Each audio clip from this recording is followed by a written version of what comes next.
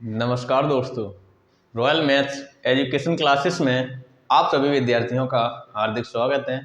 मैं राजीव कुमार आपके लिए लेके आया हूँ हिंदी व्याकरण। हिंदी व्याकरण में मित्रों दो टॉपिक समाप्त हो चुके हैं, वर्णमाला और संधि।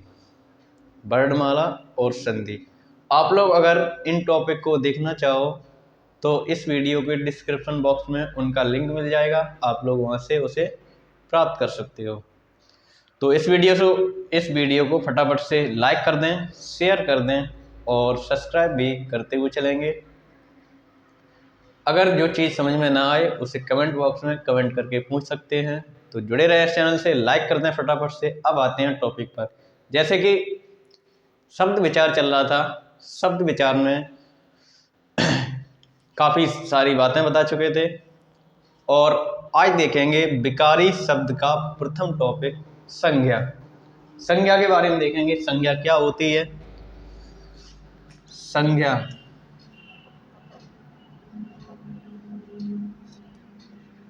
जिसे इंग्लिश में नाउन कहते हैं, संज्ञा को नाउन कहते हैं। ये क्या होती है, क्या नहीं होती है, तो हम समझ सकते हैं कि संज्ञा क्या होगी।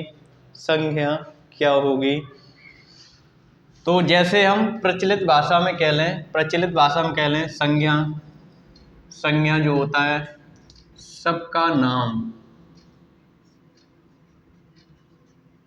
सबका नाम क्या कहलाएगी, संज्ञा कहलाएगी।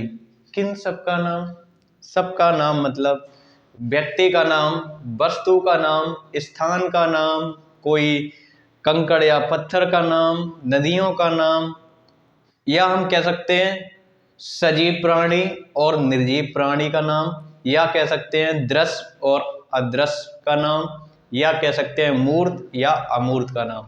यानी जो पूरे ब्रह्मांड यानी पूरे संसार जगत में कोई भी वस्तु या सजीव प्राणी है, उन सब का कुछ ना कुछ नाम रखा गया है। ऐसा नहीं है कि नाम नहीं है। कोई भी वस्तु है, जैसे ये मार्कर है तो इसका भी नाम मार्कर रखा है या फिर पेन रखा गया है, ठीक है। तो जितने भी प्रकार के नाम होते हैं उन्हें हम संज्ञा कहते हैं। जितने भी प्रकार के नाम होते हैं उन्हें हम संज्ञा कहते हैं, चाहे वो जीवित हो या अजीवित हो। तो अब हम कह सकते हैं संज्ञा को हम दो वर्गों में विभाजित कर सकते हैं। संज्ञा को दो वर्गों में विभाजित कर सकते हैं,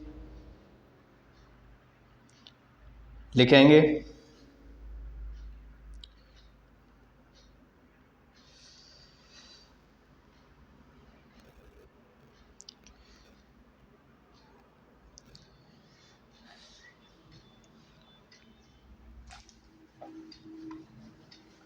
या हम इसकी परिभाषा लिख लें, संज्ञा की परिभाषा रहेगी। संज्ञा की परिभाषा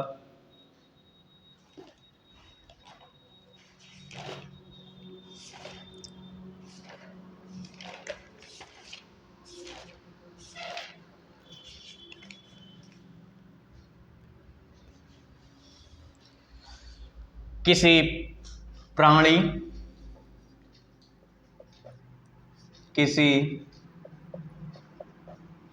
प्राणी, व्यक्ति, वस्तु, किसी प्राणी, व्यक्ति, वस्तु,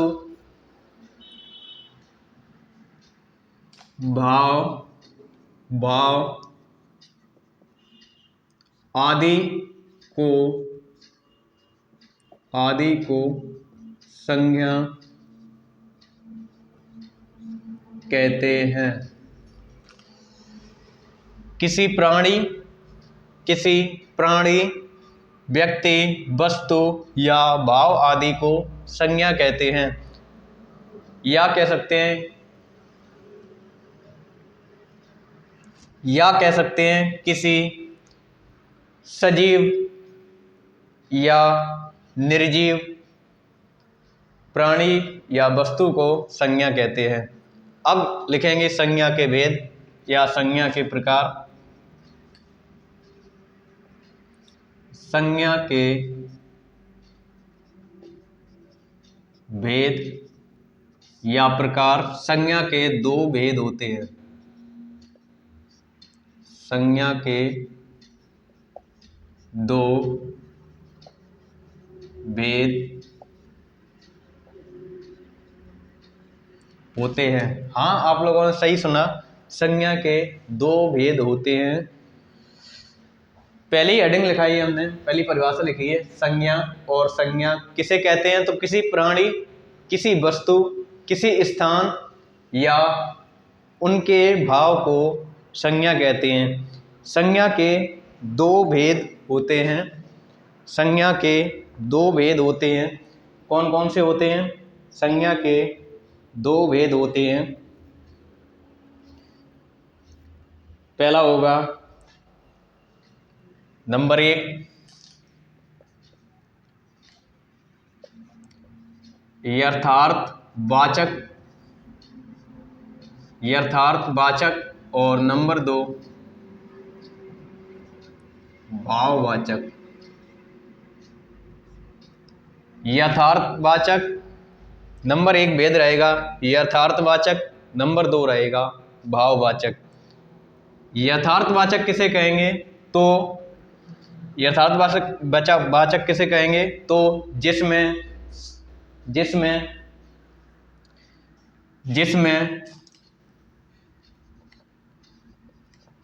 दृश्य या मूर्त या जो वास्तविक होते हैं, या कह सकते हैं जो कि दृश्य होते हैं। दृश्य का मतलब होता है जो हम अपनी आंखों से देख सकते हैं। जैसे ये मार्कर है, इसे देख सकते हैं। कोई व्यक्ति है, उसे देख सकते हैं। कोई स्थान है, उसे देख सकते हैं। या कोई वस्तु है, उसे देख सकते हैं। उसी को कहते हैं मूर्त, जो कि मूर्त यानी मूर्त रूप में हो। मूर्ति तो सभी ने देखी होगी, मूर्त रूप में हो। या वास्तव में है तो उसे कहेंगे वास्तविक। वास्तव में है उसे कहेंगे वास्तविक। यथार्थवाचक वे होते हैं जो दृश्य रूप में दिखाई दें, मूर्त रूप में दिखाई दें या वास्तविक रूप में दिखाई दें। भाववाचक वो होते हैं जो अदृश्य होते हैं। अदृश्य होते हैं, या हम कह लें अमूर्त होते हैं, या कह लें अवास्तविक होते हैं। अवास्तविक होते हैं, अदृश्य होते हैं जो कि दिखाई नहीं देते हैं। भाव से समझेंगे, जैसे कि भाव तो आप लोगों ने सभी समझा होगा कि भाव क्या होता है। तो भाव जो होता है वह अदृश्य होता है, भाव दिखाई नहीं देता है। जैसे राम को या मोहन को सीता से प्रेम है तो उसका भाव है प्रेम। मोहन को राधा से प्रेम है तो मोहन को राधा से प्रेम है, तो जो प्रेम है वह उसका भाव है। या कोई ए व्यक्ति है, बी व्यक्ति पर गुस्सा दिखा रहा है, गुस्सा कर रहा है, तो जो गुस्सा है वह उसका भाव है। तो वह अदृश्य होता है, अमूर्त होता है, अवास्तविक होता है। अब कौन कौन सी जो संज्ञाएं होती हैं वो इनकी श्रेणी में आती हैं? तो इसकी श्रेणी में आती है भाववाचक संज्ञा, जो कि नाम से स्पष्ट है। भाववाचक संज्ञा, इसकी श्रेणी में भाववाचक संज्ञा आती है। और इसकी श्रेणी में आते हैं नंबर 1 व्यक्तिवाचक।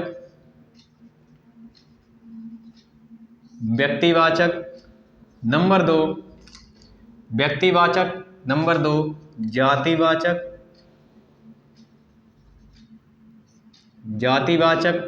Number 3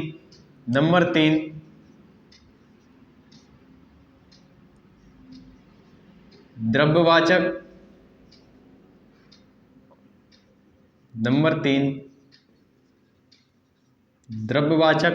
number 4 समूहवाचक।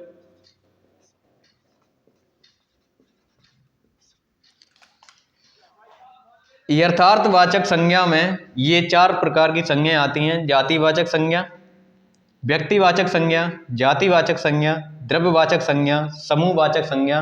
और नंबर 5 आती है भाववाचक संज्ञा, जो कि भाववाचक के अंतर्गत आती है। भाववाचक संज्ञा, समूहवाचक संज्ञा जो किसी सामूहिक या दल की बात हो, सामूहिक या दल की बात हो। द्रव्यवाचक में बात आती है जो कि किसी वस्तु किसी वस्तु की बात हो। और जातिवाचक में और व्यक्तिवाचक में इन्हें डिटेल से पढ़ाएंगे। ये जो दो प्रकार की संज्ञाएं हैं, द्रव्यवाचक और समूहवाचक, इनका अब विघटन कर दिया गया है और इन्हें जातिवाचक की श्रेणी में डाल दिया गया है। द्रव्यवाचक संज्ञा है और समूहवाचक संज्ञा है, इन दोनों को जातिवाचक संज्ञा की श्रेणी में डाल दिया गया है। तो अब हमारे पास बची हुई हैं व्यक्तिवाचक संज्ञा, जातिवाचक संज्ञा और भाववाचक संज्ञा, या हम कह सकते हैं 3 संज्ञाएं बची हुई हैं। नंबर 1 व्यक्तिवाचक संज्ञा, नंबर 2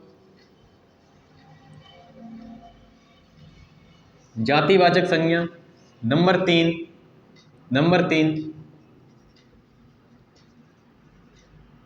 भाववाचक संज्ञा।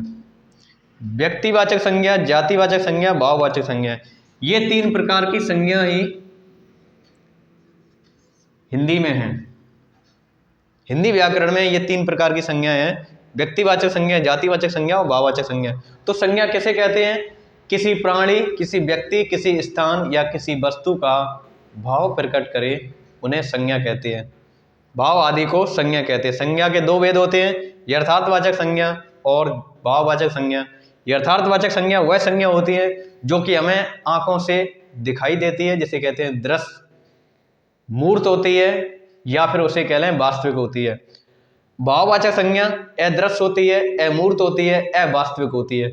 भाववाचक संज्ञा की श्रेणी में एक संज्ञा आती है जो कि भाववाचक संज्ञा कहलाती है। और यथार्थवाचक संज्ञा के श्रेणी में 4 प्रकार की संज्ञाएं आती हैं जो कि व्यक्तिवाचक संज्ञा होती है, जातिवाचक संज्ञा होती है, द्रव्यवाचक संज्ञा होती है, या कह लें समूहवाचक संज्ञा होती है। द्रव्यवाचक संज्ञा और समूहवाचक संज्ञा को मिला करके जातिवाचक में डाल दिया गया है। तो ये 2 संज्ञाएं खत्म हो चुकी हैं। अब हिंदी में केवल 3 संज्ञाएं बची हुई हैं, व्यक्तिवाचक संज्ञा, जातिवाचक संज्ञा और भाववाचक संज्ञा। आप लोग स्क्रीनशॉट ले लें। इसके आगे देखते हैं। इसके आगे देखेंगे इसके आगे इन्हें डिटेल में देखेंगे।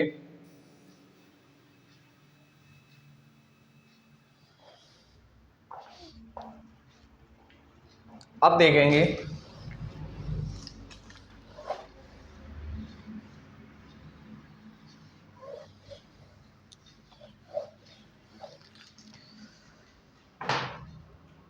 तो नंबर 1 हेडिंग लिखेंगे या ए नंबर लिखेंगे, व्यक्तिवाचक संज्ञा। व्यक्तिवाचक संज्ञा, व्यक्तिवाचक संज्ञा हेडिंग डाल देंगे, व्यक्तिवाचक संज्ञा। इसमें हेडिंग लिखेंगे जो किसी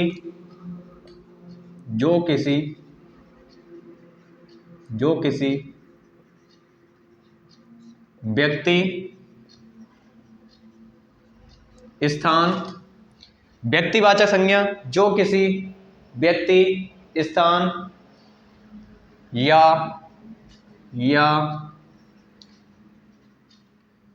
वस्तु का बोध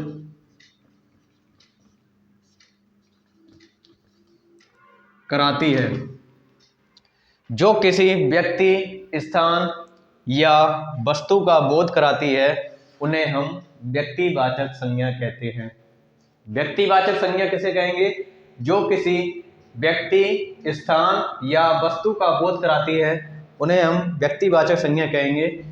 बोध कराने का मतलब ये होता है कि दृश्य रूप में दिखाई देती है हमें, या जानकारी होती है हमें, या मूर्त रूप में दिखाई देती है हमें, या जानकारी होती है हमें, या फिर वास्तविक रूप से वह वस्तु या व्यक्ति या स्थान है, ये बोध कराती है व्यक्तिवाचक संज्ञा।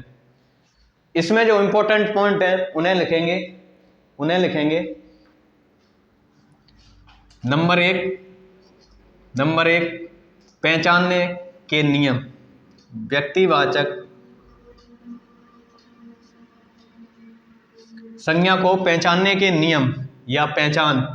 नंबर एक, अगर व्यक्तिवाचक संज्ञा होगी तो वह दृश्य रूप में होगी, या हम कह लें मूर्त रूप में होगी, या हम कह लें वास्तविक होगी। नंबर एक, व्यक्तिवाचक संज्ञा वह संज्ञा होगी जो कि दृश्य रूप में होगी, मूर्त रूप में होगी, या हम कह लें कि वास्तविक रूप में होगी।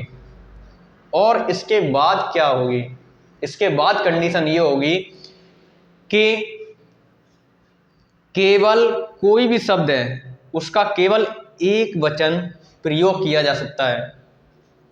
कोई भी शब्द हो उसका केवल एक वचन प्रयोग किया जा सकता है, या हम कह लें सदैव एक वचन में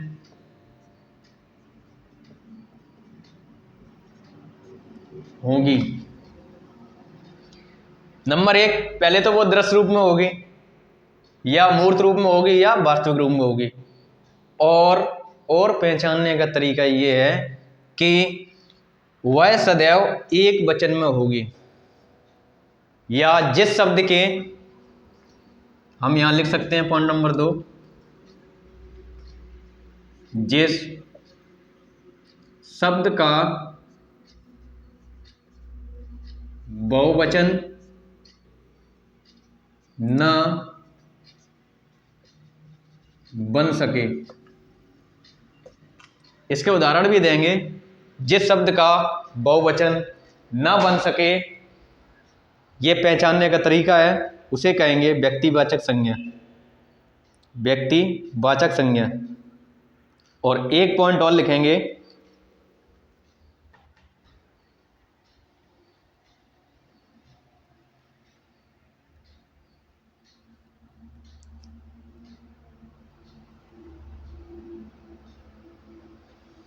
तो ये 2 पॉइंट बताए हमने। जो किसी व्यक्ति या स्थान या वस्तु का बोध कराती है उसे व्यक्तिवाचक संज्ञा कहेंगे, जो कि दृश्य रूप में होगी और सदैव एक वचन में होगी। दृश्य रूप में होगी, सदैव एक वचन में होगी, या जिस शब्द का बहुवचन न बन सके, जैसे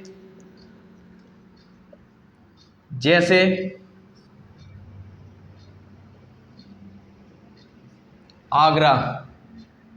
जैसे आगरा, अब ये स्थान का नाम आ गया आगरा। ऐसा नहीं है कि आगरा का बहुवचन बना दो और आगरे लिख दो। आगरा केवल एक ही है, एक ही वचन में रहेगा। या हम कह लें जैसे गंगा। अब गंगा ऐसे नहीं होगा कि गंगे होगा। गंगे शब्द तो बन जाएगा, लेकिन गंगे और नहीं है, केवल गंगा एक ही है। आगरा, गंगा, या हम किसी का नाम दे दें, या हम कह लें कि मोहन का बहुवचन अगर बनाएंगे तो ये हो जाएगा मोहने।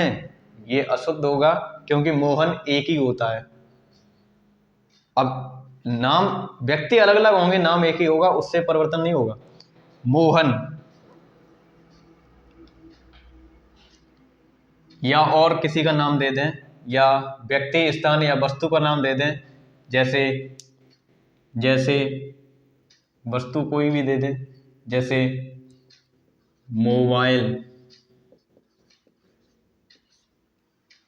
ऐसा नहीं होगा कि मोबाइल है, मोबाइल। तो जो किसी व्यक्ति, स्थान या वस्तु का बोध कराते हैं उन्हें व्यक्तिवाचक संज्ञा कहेंगे। इस प्रकार के कुछ उदाहरण दिए हैं। ये 2 पॉइंट ध्यान रखना कि दृश्य रूप में हो तो वह व्यक्तिवाचक संज्ञा होगी, दृश्य रूप में होने के बावजूद सदैव एक वचन में हो। ये दोनों पॉइंट ध्यान रखने हैं आप। आगरा, गंगा, मोहन, मोबाइल, इस प्रकार के कुछ उदाहरण हैं। अगली संज्ञा देखेंगे, स्क्रीनशॉट ले सकते हो आप। अगली संज्ञा देखेंगे जातिवाचक संज्ञा। अगली संज्ञा रहेगी जातिवाचक संज्ञा। पॉइंट नंबर बी,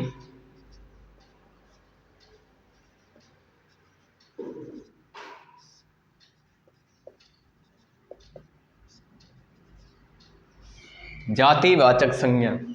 अगला पॉइंट रहेगा जातिवाचक संज्ञा। इसमें लिखेंगे जो किसी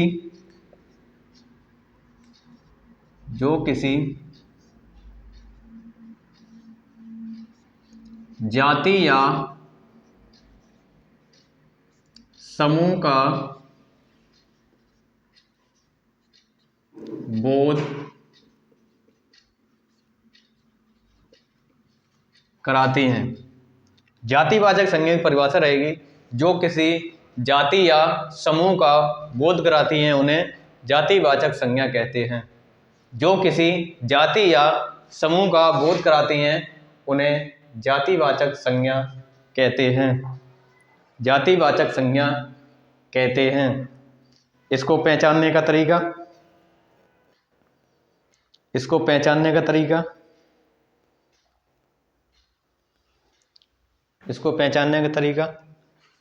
पहचान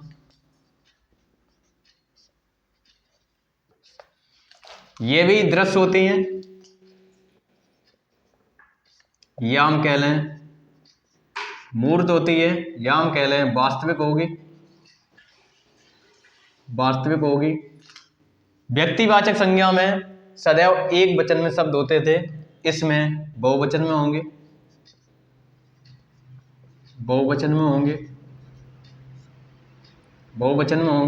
या हम पॉइंट नंबर 2 लिखते हैं कि एक वचन से बहुवचन में परिवर्तन किया जा सके। जिन शब्दों का एक वचन से बहुवचन में परिवर्तन किया जा सके उनको कहते हैं जातिवाचक संज्ञा। या पॉइंट नंबर 3 देखेंगे, भाववाचक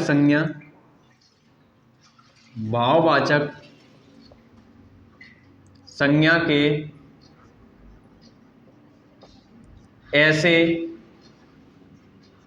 उदाहरण जिसका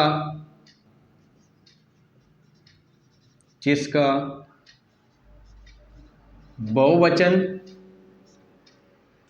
बन सके। इसमें ये 3 पॉइंट हैं। जातिवाचक संज्ञा को पहचानने के 3 तरीके हैं, 3 पहचान है कि पहले तो दृश्य रूप में होगी, दृश्य, मूर्त या वास्तविक रूप में होगी। और अगर सदैव एक वचन में होगा शब्द एक वचन में होगा तो वह व्यक्तिवाचक संज्ञा होगी।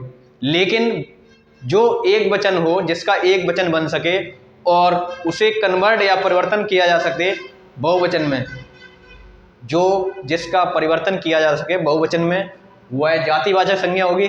या हम कह सकते हैं कि भाववाचक संज्ञा के ऐसे उदाहरण जिनका बहुवचन बना सकें तो उन्हें कहते हैं जातिवाचक संज्ञा। इसके कुछ उदाहरण देखेंगे, 1-2 उदाहरण देखेंगे। उदाहरण रहेंगे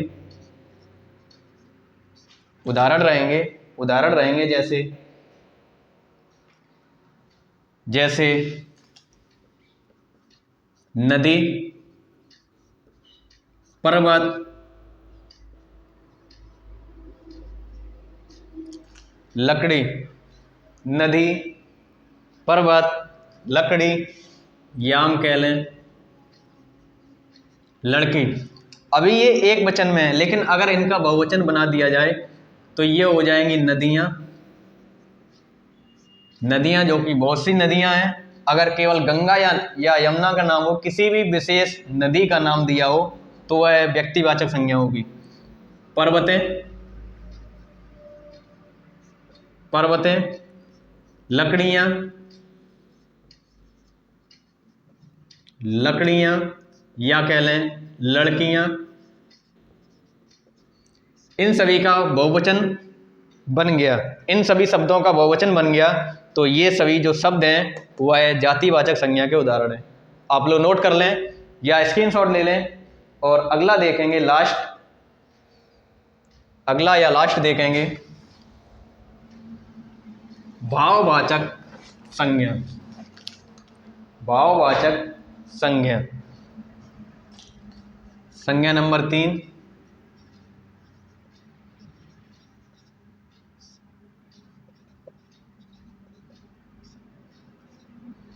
भाववाचक संज्ञा, संज्ञा नंबर 3 भाववाचक संज्ञा। इसकी परिभाषा लिखेंगे जो किसी भाव या गुण या दशा का बोध करा सके, दशा का बोध करा सके, जो किसी की भाव या किसी का गुण या किसी की दशा का बोध करा सके, उन्हें कहेंगे भाववाचक संज्ञा, उन्हें कहेंगे भाववाचक संज्ञा। पहचान क्या होगी? पहचान नंबर 1 पहचान तो यही होगी कि अगर दृश्य रूप में हो, दृश्य रूप में हो तो वह व्यक्तिवाचक संज्ञा या जातिवाचक संज्ञा होगी, लेकिन अगर अदृश्य रूप में हो तो वह भाववाचक संज्ञा होगी। तो नंबर पहला पॉइंट रहेगा ये अदृश्य रूप में होगी, या फिर हम कह लें अमूर्त रूप में होगी, या हम कह लें अवास्तविक रूप में होगी, जो कि दिखाई नहीं देते हैं। तो पहली कंडीशन तो यही होगी कि वो अदृश्य रूप में होगी, तो वह भाववाचक संज्ञा होगी। जैसे सीधा उदाहरण दे दें, जैसे मिठास, कड़वाहट, इस प्रकार की, जैसे सुंदरता,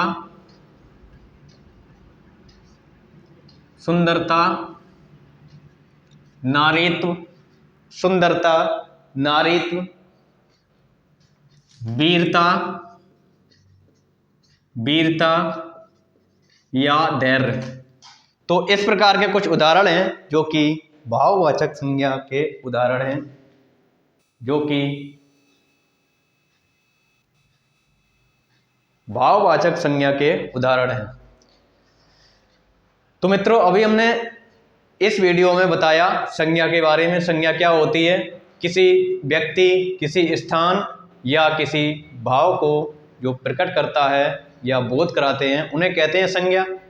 किसी व्यक्ति, किसी स्थान, किसी जाति या किसी भाव को प्रकट करते हैं या बोध कराते हैं उन्हें कहते हैं संज्ञा। ये संज्ञा की परिभाषा होगी। संज्ञा के 2 भेद बताए हैं, यथार्थवाचक संज्ञा और भाववाचक संज्ञा। यथार्थवाचक संज्ञा में 4 प्रकार की संज्ञा बताई हैं। नंबर 1 व्यक्तिवाचक संज्ञा, नंबर 2 जातिवाचक संज्ञा, नंबर 3 द्रव्यवाचक संज्ञा और नंबर 4 समूह या पदार्थवाचक संज्ञा। ये जो 4 प्रकार की संज्ञा हैं वो यथार्थवाचक संज्ञा के कैटेगरी में आते हैं। सेकंड भाववाचक संज्ञा, जो कि भाववाचक संज्ञा ही होती है।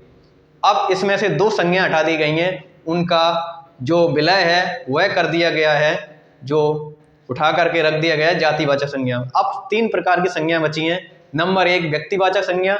तो व्यक्तिवाचक संज्ञा में बताया कि जो किसी व्यक्ति, स्थान का बोध करा सकें उन्हें कहते हैं व्यक्तिवाचक संज्ञा। पहचानने का तरीका, ये पहली बात तो दृश्य रूप में होंगी और सदैव एक वचन में होंगी। पहला पॉइंट, दृश्य रूप में होंगी, सदैव एक वचन में होंगी, जिसका बहुवचन नहीं बना सकते हम, उन्हें कहेंगे व्यक्तिवाचक संज्ञा। सेकंड नंबर आती है जातिवाचक संज्ञा। जातिवाचक संज्ञा जो दृश्य रूप में होंगी और जिनका बहुवचन बना सकते हैं, जिनका बहुवचन बना सकते हैं वह जातिवाचक संज्ञा होगी। या हम कह लें भाववाचक संज्ञा के ऐसे उदाहरण जिनका बहुवचन बनाने पर अर्थ कुछ बदल जाता है, उन्हें कहेंगे जातिवाचक संज्ञा। नंबर 3 आती है भाववाचक संज्ञा। तो भाववाचक संज्ञा ऐसी संज्ञा किसी का भाव, गुण या फिर दशा प्रकट की जा सके, दशा का बोध हो सके, उन्हें कहेंगे भाववाचक संज्ञा। इनकी पहचानने का तरीका है कि सदैव अदृश्य रूप में होंगी, जो कि दिखाई नहीं देते हैं। जैसे कि ये उदाहरण है सुंदरता, नारीत्व, वीरता और धैर्य। तो मित्रों, हमें उम्मीद है कि आप लोगों को संज्ञा के बारे में आज डिटेल से अध्ययन मिला।